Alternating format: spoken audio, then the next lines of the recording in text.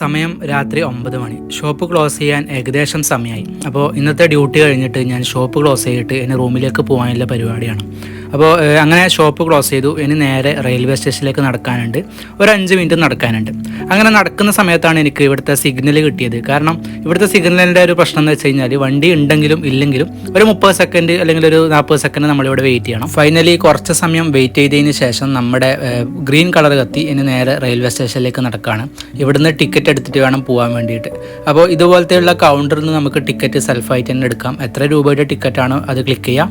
അപ്പോൾ നമുക്ക് നോട്ട് വേണമെങ്കിൽ നോട്ട് ഇട്ട് കൊടുക്കാം, അല്ലെങ്കിൽ കോയിൻ ഇട്ട് കൊടുക്കാം.